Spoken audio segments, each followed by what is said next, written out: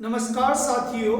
कल हमारे आदरणीय प्रधानमंत्री नरेंद्र जी मोदी ने माननीय प्रधानमंत्री जी ने 1 लाख लोगों को रोजगार पत्र बांटा था, यानी 1 लाख लोगों को नौकरियां दी गई। और आपको तो सिर्फ एक चाहिए, उसके लिए भी अगर आप मेहनत नहीं करते हो तो ये आपकी किस्मत है। मैं चाहता हूं कि आपकी साइंस इतनी अच्छी हो कि आपको कोई भी सरकारी नौकरी हो उसका सपना जल्दी से जल्दी पूरा हो। आज हम साइंस के टॉप 10 क्वेश्चन करने वाले हैं। आज का पहला प्रश्न है, भारतीय विशाल गिलहरी का नाम है। गिलहरी जानते हो? पहले हम बचपन में कहते थे कि गिलहरी के हाथ लगाने से बच्चे पास हो जाते हैं। यहाँ पास नहीं, हमें नौकरी लानी है, तो गिलहरी का नाम है विशन। तो विशाल में वी आ रहा और विशन में क्या आ रहा? वी। ये सबसे बड़ी ट्रिक्स है। प्रश्न में ही आंसर छुपा हुआ है। जैसे अपने अंदर अपना भगवान छुपा हुआ है, ऐसे ही विशाल के अंदर क्या छुपा हुआ? विशन। तो भारतीय विशाल गिलहरी का नाम है विशन।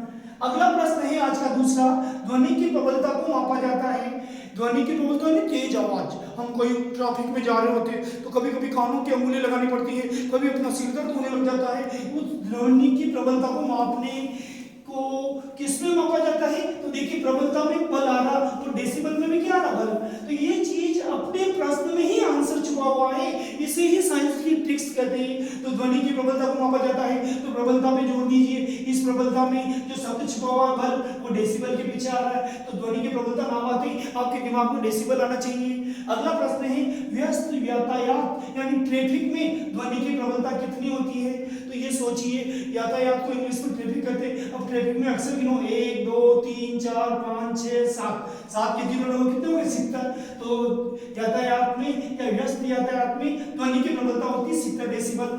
फिर से कह रहा हूं, यातायात में कितने अक्षर है इंग्लिश में? ट्रैफिक में 7। 7 के जीरो लगा दो, आंसर तैयार है साहब, सीधा हलवा तैयार है। 70 डेसिबल। व्यस्त यातायात में ध्वनि की प्रबलता 70 डेसिबल होती है।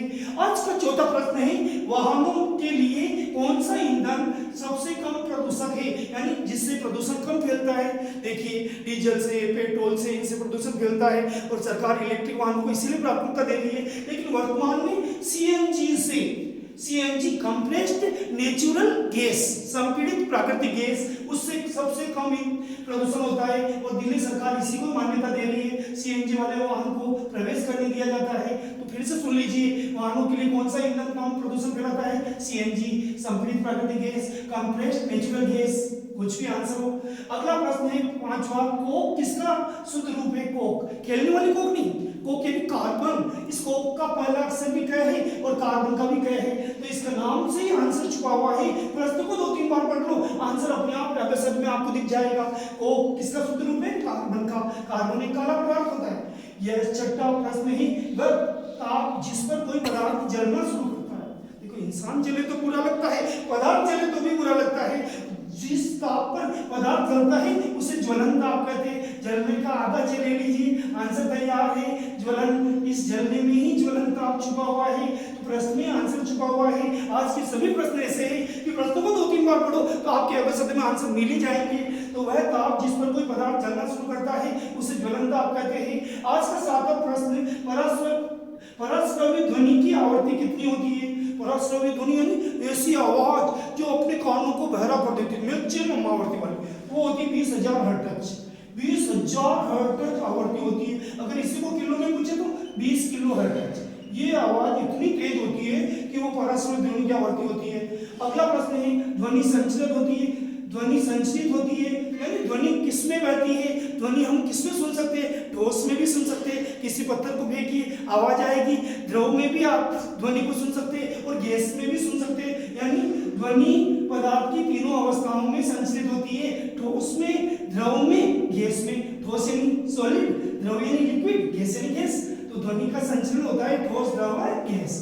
अगला प्रश्न इसी का उल्टा, ध्वनि का संचरण किसमें नहीं होता है? ठोस, द्रव, गैस में तो होता है, तो बताइए किसमें नहीं होता? निर्वात में। इसका मैं उदाहरण देता हूँ। अगर आप कार में बैठे हुए हो, कार का जो कांच होता है वो बिल्कुल बंद है और आप अंदर से बोल रहे हो, बाहर वाले इंसान को नहीं सुना दे रहा, इसका मतलब कौन सी स्थिति उत्पन्न होगी? निर्वात की। तो हम कह सकते हैं ध्वनि का संचरण निर्वात में नहीं होता है, वो होता है किसमें? ठोस, द्रव, गैस में। आज का अंतिम प्रश्न, किस ईंधन का ऊष्मीयमान अधिक होता है? तो ऊष्मीयमान अधिक होता है हाइड्रोजन का, और आवर्त सारणी की शुरुआत भी हाइड्रोजन से होती है। सबसे हल्का तत्व है हाइड्रोजन, उससे जो ईंधन बनता है उसका ऊष्मीयमान सबसे अधिक होता है। आज हमने टॉप 10 प्रश्न, चाहे आप पशु परीक्षा की तैयारी कर रहे चाहे रीट की तैयारी कर रहे हो, चाहे आप कांस्टेबल की तैयारी कर रहे हो, चाहे एलडीसी की तैयारी कर रहे हो, चाहे बीएसटीसी की तैयारी कर रहे हो, चाहे आरएस की तैयारी कर रहे हो, सभी में ये प्रश्न आते हैं, अक्सर आते हैं, बार बार आते हैं। कृपया इनको पक्का करिए, शेयर करिए, लाइक करिए, कमेंट करिए और अगर आप हमारे वीडियो पर नए हैं तो निश्चित रूप से सब्सक्राइब करिए। धन्यवाद।